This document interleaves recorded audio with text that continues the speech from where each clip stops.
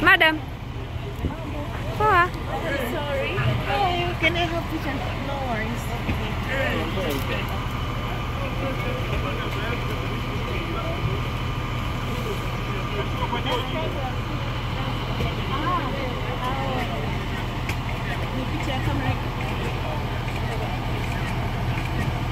Za kutosha.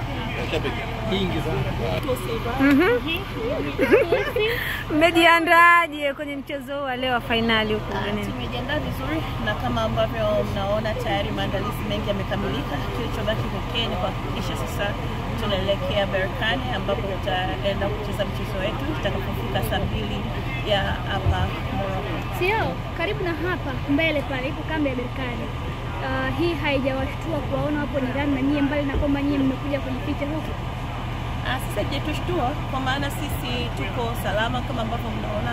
Kambi yetu imeimarika kuanzia kwenye sekta zote za ulinzi. Tuko na viongozi wa serikali, tumepata pia kila support kutoka katika ubalozi wa Tanzania nchini Ufaransa, na wote mmejionea jinsi ambavyo mashabiki kwa pamoja pia wametumia muda wao mwingi kuhakikisha basi timu ina usalama zaidi.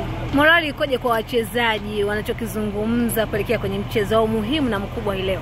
Morali yao iko positive na wote ni mashuhuda. Toka mmefika hapa mmeona wakati wa maandalizi wa michezo wa mazoezi wakiwa Casablanca, wakiwa hapa Saidia, wote kwa pamoja mmeona wako tayari kwa ajili ya mchezo, na sio tu kwa sababu ya Tanzania, lakini pia wote wamebeba matumaini ya nchi mbalimbali ambazo wanazozitoka, na kwa kipekee kwa sababu klabu ya Simba kwa upande wa Afrika Mashariki na Kati imejiwekea rekodi nzuri. Asubuhi uliandika ukisema ni ndoto ambayo ilikuwa ikisubiriwa, hatimaye muda unakaribia. Neno lako ni lipi mara baada ya kuandika vile? Pengine kuna hisia ndani yake kubwa tunabeba.